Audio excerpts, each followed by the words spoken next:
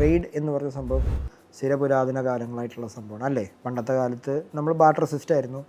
Trading പെർസേ അല്ല problem. ഇപ്പോൾ എൻ്റെ അടുത്ത് ഇപ്പോൾ VRCയിൽ തന്നെ ഞാൻ പല ആൾക്കാർ ഗാംബ്ലിംഗ് ആയിട്ടും അതൊക്കെ ചികിത്സിക്കാറുണ്ട്. ഗാംബ്ലിംഗ് എന്ന് പറഞ്ഞ സംഭവം തെറ്റാണ്. അതുകൊണ്ടാണല്ലോ ഇപ്പോൾ ഈ കേന്ദ്ര സർക്കാർ എല്ലാ ഓൺലൈൻ ഗാംബ്ലിംഗ് ആപ്സിനെയും ബാൻ ചെയ്തത്. കാരണം വെച്ചാൽ ഞാൻ പേരെടുത്ത് പറയുന്നില്ല, പക്ഷെ ഒരുപാട് ഗാംബ്ലിംഗ് ആപ്പുകൾ, പ്രത്യേകിച്ച് ക്രിക്കറ്റ് സംബന്ധമായിട്ട് ആപ്പുകളിൽ ആൾക്കാർക്ക് ലക്ഷക്കണക്കിന് രൂപ നഷ്ടം വന്നിട്ട് എൻ്റെ അടുത്ത് ഈ ചികിത്സയ്ക്ക് വന്നിട്ടുണ്ട്. ഗാംബ്ലിംഗ് എല്ലാ രീതിയിലും തെറ്റാണ്. പക്ഷേ ട്രേഡിങ്ങും ഗാംബ്ലിങ്ങിനും ഒരേ തട്ടിൽ കാണുന്നതിന് പകരം ട്രേഡിംഗ് പ്രോപ്പർലി ചെയ്ത് കഴിഞ്ഞാൽ അവിടെയാണ് പ്രശ്നം ഇരിക്കുന്നത്. പല ചെറുപ്പക്കാർക്കും അവർ ഇൻസ്റ്റൻ്റായിട്ട് കാശ് കിട്ടണമെന്ന് പറഞ്ഞിട്ട് അവർ ട്രേഡിങ്ങിലേക്ക് പോവാണ്.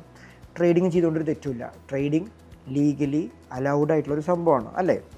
സ്റ്റോക്ക് മാർക്കറ്റിൽ നമ്മൾ പല ആൾക്കാരും കമ്മോഡിറ്റി ട്രേഡിങ് ചെയ്യുന്നുണ്ട്. ഇതിൽ പക്ഷേ ട്രേഡിങ് ചെയ്യുമ്പോൾ അതിൻ്റെ പ്രോപ്പറായിട്ടുള്ള അതിൻ്റെ ഒരു ശിക്ഷണമെടുത്ത് അതിൻ്റെ ആൽഗോരിതംസ് മനസ്സിലാക്കിയിട്ട് വേണം ട്രേഡിങ് ചെയ്യാൻ. അപ്പോഴേ നമുക്ക് നല്ലൊരു ട്രേഡർ ആകാൻ പറ്റുള്ളൂ. You should learn under a master or you should have a proper program and then you can do online trading. അല്ലാതെ ചെയ്ത് കഴിഞ്ഞാൽ നമുക്കെപ്പോഴും മോർ ഓഫൻ ദാൻ നോട്ട് നമുക്ക് പണി കിട്ടുക ചെയ്യാം.